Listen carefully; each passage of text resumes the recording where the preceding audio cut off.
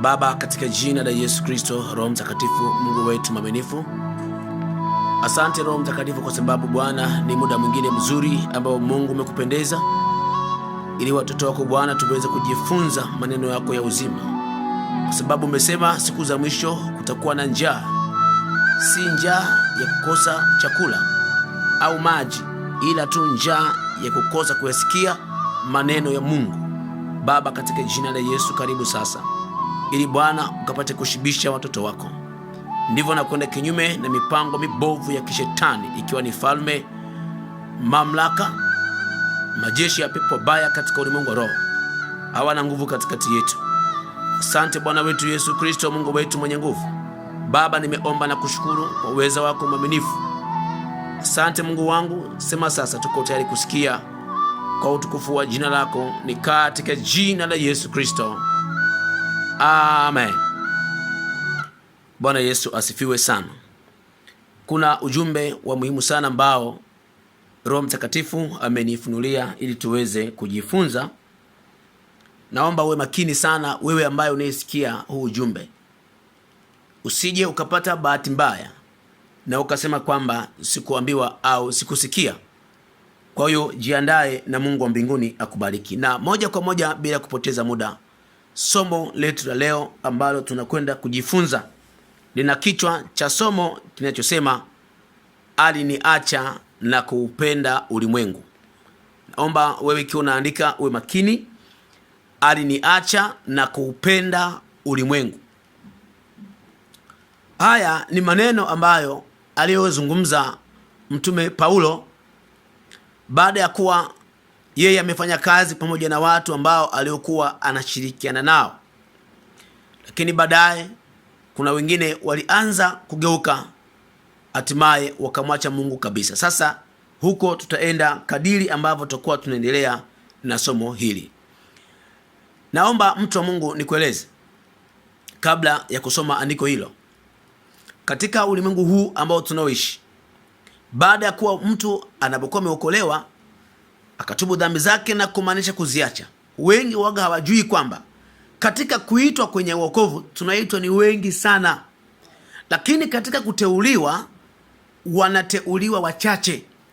Utaona katika mashindano fulani katika dunia, mfano hii mipira au mashindano ya mbio, utaanza kuona watu watakimbia, wengi sana watakimbia, lakini ile hatua ya mwisho inapofika unaanza kuona ni kama kuna mchujo baadaye, mpaka anakuja kutafutwa mmoja ambaye kashinda. Yule mmoja aliyeshinda anachukuliwa, anaonekana kwamba huyu anafaa sasa, kwa sababu ameshinda tangu mwanzo mpaka mwisho, ameshinda, amekuwa ni mshindi.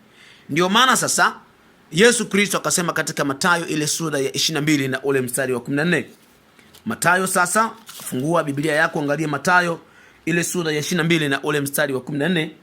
Hapa neno la Mungu linasema, kwa maana waitwao ni wengi, bali wateule ni wachache. Angalia, wanaoitwa ni wengi, lakini wateule ni wachache. Ila kwa hawa wanaoitwa kuna wengi wanaofanya uzembe.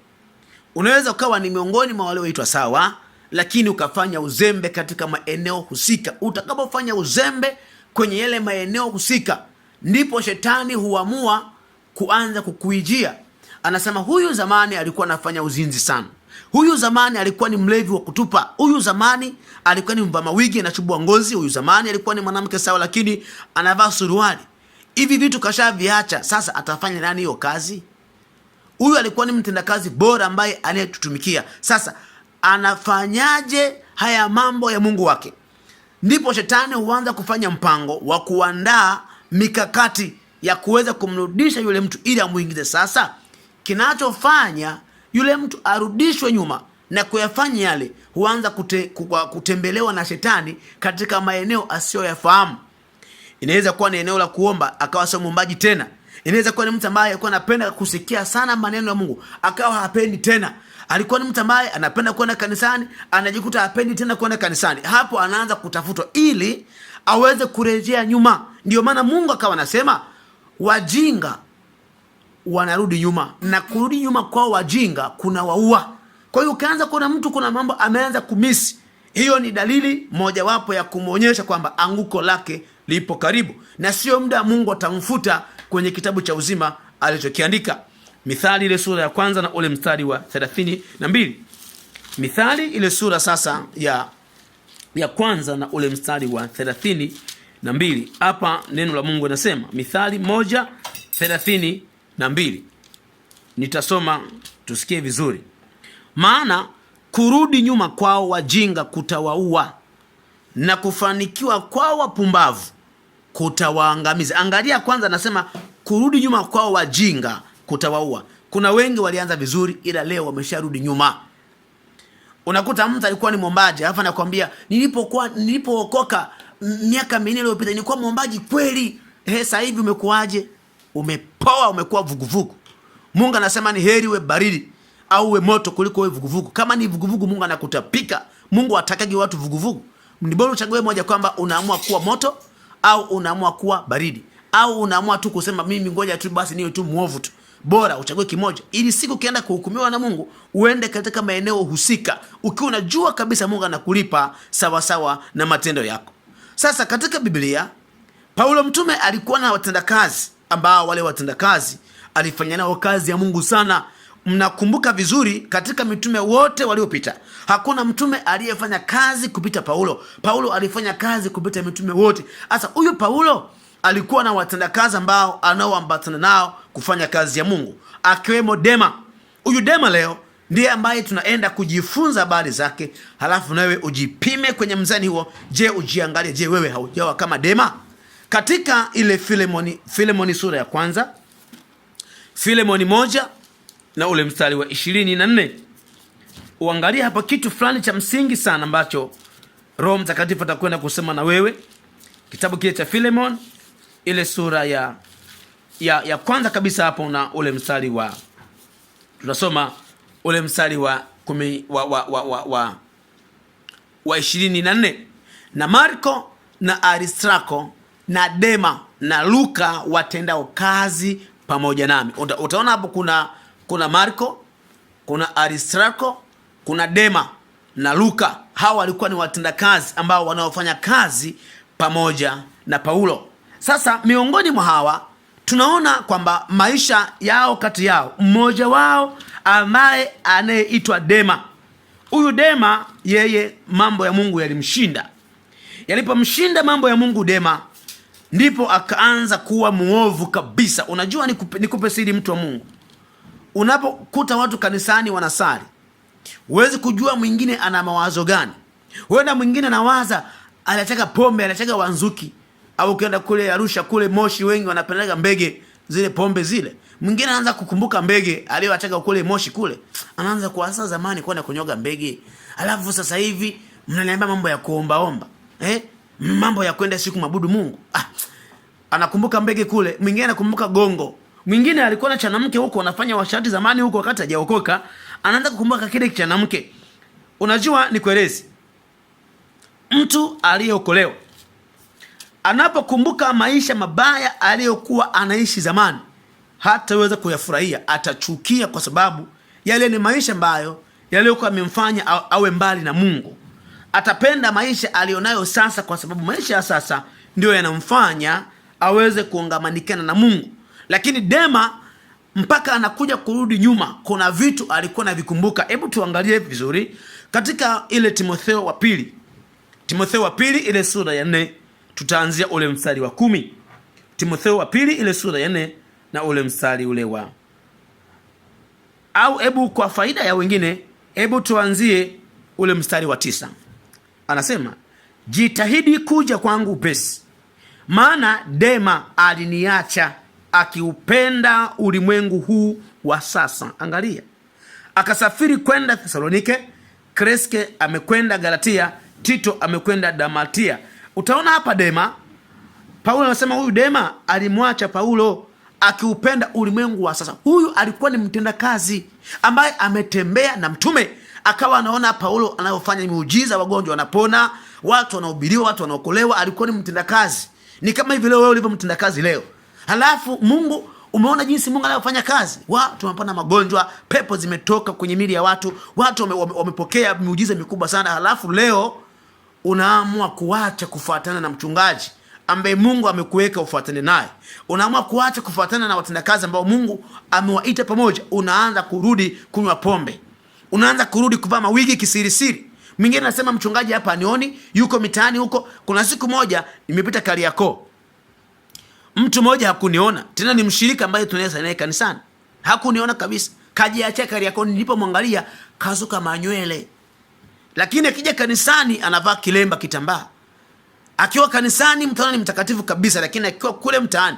Na mwingine tena majuzi tu hapo nikakuta yuko anatongozwa na mwanaume, alafu hakuniona kabisa, hakuniona. Na mimi sikutaka hata kumsemesha, nilimwangalia eneo moja la hapo Nyuki. Hiyo yote ni kwamba mtu akiwa kanisani anaweza kuonyesha kama vile ni mtakatifu wa mwisho wa kutupa, lakini akiwa mazingira ya siri. Na nikupe siri, mtu wa Mungu, ili uweze kujipima kwamba umeokoka au la. Angalia ukiwa kwenye siri unafanya nini. Ukiwa mazingira ambayo hakuna mchungaji hapo, mawigi yale pale, suruali zile pale, wanaume wale pale, wanawake wale pale, uko mazingira ambayo watu wa kanisani hamna hata mmoja anayekuona pale, utakachokuwa unakifanya pale, hiyo ndio inayokuja kuongea na wewe kwamba umeokoka au haujaokoka. Kwa nini? Siku zote maisha ya faragha ndio yanayokuonyesha uhalisia wako. Kuna watu wengine anasema sibai mawigi, ila ndani ya moyo wake anakumbuka mawigi bado umeyavaa, na ukifa utakuwa na motoni, kwa sababu Mungu anahukumu kuanzia yale mawazo ya ndani. Mtu anapoamua kufanya uzinzi, haianzi tu hapo, inaanzia ndani. Anaanza kuwaza mwanaume wa mtu, anaanza kuwaza mke wa mtu. Anapoanza kuweka tu ile wazo pale pale, Mungu anafuta yote. Anajua huyu kwa hili wazo moja ambalo kaliwaza, tayari ulimwengu wa roho umeshavua nguo mke wa mtu. Na ndio maana niwape siri, kuna watu Mungu atakwenda kuhukumu mpaka siri zao za ndani. Ndio maana ukisoma katika Mhubiri, kitabu cha Mhubiri sasa, ile sura ya 12, Mhubiri ile sura ya 12 na ule mstari wa 14. Usikilize wewe ambaye unayependa kufanya dhambi za sirini, unayekuwa unaangalia hakuna watu wa kanisani. Sawa ndugu wangu, hamna naye kuona, ni kweli. Unaangalia macho huku unaona sawa, hamna naye kuona, ndio ni kweli kabisa. Unaenda huko unavuliwa nguo na wanaume wanakuzini huko, ni kweli. Mume wako hakuoni, ni kweli. Mchungaji wako mdau hayupo, ni sahihi kabisa, hayupo kabisa, lakini mbingu zinaona. Ipo siku Mungu ataleta video yako, utajiona ulivyokuwa uchi kwenye majani mavuliwa nguo huko. Mungu atakuonyesha matendo yote, anayarekodi mpaka leo. Katika Mhubiri ile sura ya 12 na ule mstari wa 14, Mungu anasema, kwa maana Mungu ataleta hukumuni kila kazi pamoja na kila neno la siri, likiwa jema au likiwa baya. Mungu siku ile atafunua mambo yote, ataweka peupe. Utakuwa unajiona jinsi ambavyo ulivyokuwa, ulivyotembea, ulichokifanya siku hiyo peke yako. Mungu atakuonyesha maisha yako. Na mimi leo Mungu amenituma kwako nikwambie, wala sitakuficha, wala sitakuogopa, wala sitakudanganya, kwa sababu siku utakapokufa Mungu ataniuliza, nilikupa watu hawa, uliwaambia nini?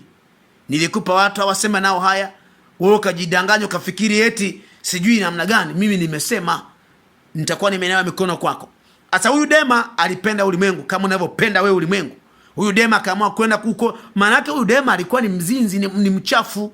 Matendo yote machafu Dema alikuwa anafanya. Ndio maana baada ya kuwa amekataa kazi ya Mungu alirudi kule nyuma. Na ngoja nikwambie mtu wa Mungu, ipo siri ya watu ambao wanaporudi nyuma wanakujaga kuwa ni watu wabaya sana. Ndugu wangu, ni heri usingeokoka kuliko umeokoka alafu tayari unaanza kurudia uasherati. Ni kama mbwa katapika matapishi alafu anakuja kuyala. Umeacha mawigi, umeacha masuruali mwanamke, mwanamume umeacha wake za watu, alafu leo unarudi tena huko. Wewe ni kama mbwa anetapika matapiko na kuanza kuyala tena. Hebu angalia katika ile waraka wa pili wa Petro. Waraka wa pili wa Petro ile sura ya 2 mstari wa 20 mpaka wa 22. Angalia, tunajua tuko majira ambayo sio muda parapanda italia. Hivyo kama utakuwa unafanya maisha mzaha, ujue unajidanganya nafsi yako. Siku hiyo hautakuwa nao hao unaozini nao. Unaweza kasema umefanya uchafu na mtu, alafu huyo mtu baadaye akapata neema ya wokovu, alafu wewe ambaye ulikuwa unafanya mazoea kwenye wokovu ukaishia hapo hapo ulipo. Waraka wa pili wa Petro Waraka wa pili wa Petro. Sasa tunaenda kusoma ile sura ya pili mstari wa 20 mpaka wa 22. Anasema hivi: kwa maana wale waliokwisha kuyakimbia machafu ya dunia kwa kumjua Bwana na Mwokozi Yesu Kristo, kama wakinaswa tena na kushindwa, hali yao ya mwisho imekuwa mbaya kuliko ile ya kwanza. Maana ingekuwa heri kwao kama wasingalijua njia ya haki, kuliko kuijua kisha kuiacha ile amri takatifu waliopewa. Lakini imetukia kwao sawasawa na ile mithali ya kweli, mbwa amearudia matapiko yake mwenyewe, na nguruwe aliyeoshwa amerudi kugagaa matopeni. Unaona? Kumbe tunakuja kuona kwamba mtu ambaye aliyekuwa ameokoka atakaporudia maisha ya nyuma ni heri asingeokoka. Kwa sababu gani? Anafananishwa na mbwa ambaye anayetapika matapiko na kurudi kuyala. Wengi huenda hamjai kufuga mbwa. Mimi nimesha kufuga mbwa. Mbwa nawajua. Mbwa ndio tabia yake. Mbwa kitapika matapishi, bwa, anarudi na yala yote. Kitu ambacho mtu huwezi kufanya. Hata unaporudi ya dhambi, Mungu anakuona wewe ni kama mbwa anayekula matapiko. Sasa ndugu yangu, unakubali kuwa mbwa? Unakubali kuwa mbwa? Unaweza ukajiona huku nje umevaa suti, kumbe wewe ndani ni mbwa kabisa yani. Kwa nini? Umerudia kufanya dhambi. Unatubu dhambi hiyo na kesho unairudia mbele za Mungu, unakuwa wewe ni mbwa. Sasa ili uchukie kuwa mbwa, kataa dhambi katika jina la Yesu Kristo, kwa sababu dhambi inaweza tafanya wengi waende motoni. Dhambi inaweza tafanya wengi Mungu awakatae. Sasa angalia madhara ya kurudi katika uchafu. Angalia madhara ya Dema alivyokuwa na upenda ulimwengu. Sasa ndugu yangu, wewe ambaye unanisikiliza hivi, hebu naomba inamisha kichwa chako chini. Mpaka hapo umejifunza nini? Inamisha kichwa chako chini. Sasa hebu jiangalie. Zamani ulikuwa mwombaji. Zamani ulisema dhambi basi. Zamani ulisema siwezi kusema uongo tena. Zamani ulisema siwezi kuvuta bangi tena, sigara tena, siwezi kufanya uasherati na wanawake tena. Zamani ulisema sitaacha kwenda ibada. Lakini leo umekuwa ni mtu ambaye hata kuambia ibada huwezi kwenda. Leo umekuwa ni mtu ambaye unaposikia ubiri wa kuhubiri unasema hawa watu wana njaa hawa. Siko hapa kwa ajili ya kutafuta sadaka yako. Sadaka yako ni ipotele mbali. Kama tabaki na sadaka zako na uzinzi huko, mimi sina haja na wewe. Hebu jiangalie sasa. Sasa hivi ukoje? Parapandi kilia leo. Una ujasiri wa kusema unaondoka leo? Parapandi kilia leo. Wengi wanasema wokovu wa baba yangu. Baba yako kama ana wokovu ni wa kwake, sio wa kwako. Kila mmoja atakwenda mbele za Mungu peke yake kutoa habari za mambo yake mwenyewe. Je, umeshapenda ulimwengu na wewe kama Dema? Baada ya kumetubu uache wigi. Sasa hivi kuna watu wanaovaa mawigi unawatamani. Moyo wako unalipuka na waka. Wewe ni mchafu. Wewe jina lako Mungu jua kashalifute zamani kwenye kitabu cha uzima. Umeshaandikwa kwa nao kwenda motoni kuchoma. Je, bado moyo wako unapenda kuvaa suruali mwanamke? Je, ndani yako unapokuwa ukisikia mahubiri unafurahia au unachukia? Kama unasikia unachukia ndani yako, wewe ni mwana wa shetani. Maana mbingu haiko pamoja na wewe. Unaposikia mtu akiwa anahubiriwa neno la uzima la kumwambia aache uzinzi, aache uchafu, aache kuvuta sigara, aache wanawake, aache kuchubua ngozi, aache kukaa katika uchafu, maana sio muda parapanda talia. Ukiwa unasikia maneno kama hayo, kama ni mwana wa Mungu ndani yako, utaanza kusikia Mungu anasema na wewe. Utaanza kusikia Mungu anakuambia, mwanangu, juzi umefanya dhambi, tubu leo, acha. Kwa sababu unaweza nikaja leo na ukabaki na uchafu wako. Watu wa Mungu ambao wanaokwenda mbinguni, Mungu amewapa nafasi ya kuwa wanaumia wanaposikia mabaya yakiwajia, yakiwa karibu nao. Sasa hebu jiangalia hapo ulipo.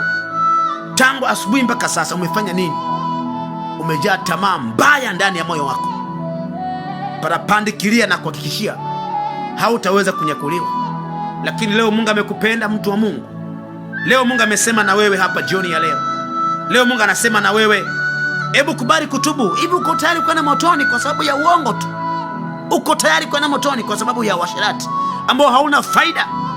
Uko tayari kwenda motoni kwa sababu ya kukataa kumwabudu Mungu? Uko tayari? Motoni ni mahali ambapo watu wanachemka, watu wanalia kilio ambacho hakina matumaini tena. Wakiangalia pale yuko rais wa nchi ambaye alikuwa ni rais na cheo, funza wamejaa kwenye sauti yake. funza wanamtafuna, wadudu wanamtafuna, wanaingia masikioni, watoka sehemu za siri, macho yameliwa, mtu kawa mweusi, hatamaniki tena. Mtu aliyekuwa ni mzuri, ambaye aliyekuwa ni mrembo, anavaa suruali, ambaye alikuwa anachubua ngozi, akipita mtaani watu vijana wanageuka, ameliwa na wadudu. Alikuwa na makalio makubwa, yameshatafunwa na wadudu na funza motoni. Yuka napiga kelele. Leo hii usiposikia sauti hii, utakuja kusikia tena siku nyingine. Usiposikia sauti hii na ukakubali kutubu, ujue Mungu hatakuwa na muda nawe tena. Atakwambia, siku ile nilituma mtumishi wangu, alisema na wewe, lakini ukadharau, ukapuuza. Sawa, wapo waliopuuza kama ulivyopuuza wewe, na leo hawapo tena. Walikufa wakaenda motoni, na mpaka leo wanachemka. Na nikupe siri, ukiingia motoni hutoki. Tangu enzi za Adamu, tangu wakati wa Nuhu, tangu wakati wa kina Ibrahimu, Isaka na Yakobo, tangu wakati ule wa mitume, wakati wa Yesu kwa duniani, waliokufa kwenye dhambi wote wako motoni mpaka leo, wanachemka na hawafi. Kule haufi, funza wao hafi, wala moto wao hauzimiki. Unachomeka milele na milele, unaungua wala haumaliziki. Kama uko tayari kwenda huko, sawa, ila kama hauko tayari, kubali leo utubu. Na ndugu yangu, usikubali kutubu kwa kuogopa tu moto wa milele. Kubali kutubu ili ufanye matengenezo na Mungu wako, ufanye ibada mbele za Mungu wako. Sio muda parapande talia. Walioko duniani utabaki na uchafu wao, halafu ndipo Mungu atawashughulikia kisawa sawa. Muda huo watakuwa hawezi tena kuwakaribia waliopaa kwenda juu mawinguni. Leo Mungu amenituma kwako sasa. Naenda kuongoza sala ya toba. Wewe uliye tayari kutubu dhambi na kuziacha, popote ulipo, kama unasikia sauti hii, popote ulipo, jua Mungu anasema na wewe. Popote ulipo, nasema hivi, popote ulipo, kubali kutubu leo. Huenda utakufa leo, huenda leo hautaamka, huenda usiku wa leo utakufa wewe. Sikuogopeshi. Walikuwepo watu wazima kama wewe, leo hii wako motoni, washakufa. Na shangaa mtu alikuwa anafanya kazi kama unavyofanya kazi wewe. Wengine wataamka kama ulivyoamka wewe, unakwenda kazini, unakuta ajali, unapigwa ajali moja, unakufa pale, unavunjika, unakatika kiuno. Haya, unamwona Mungu huyu hapa, utaongea nini? Sasa kubali kutubu leo ndugu yangu. Kiburi cha uzima hakitakusaidia. Huyo mwanamke hatakusaidia siku hiyo unayemng'ang'ania. Utaikuacha huyo mwanamke, Mungu atakuhukumu. Hizo sigara unazovuta na kanisani unaingia, Jumapili ni mtakatifu, lakini siku zingine ni mchafu. Siku hiyo Mungu atakuweka wazi. Sasa hapa naenda kuongoza sala ya toba. Wale ambao wako tayari kutubu, hao ndio naenda kuongoza sala ya toba.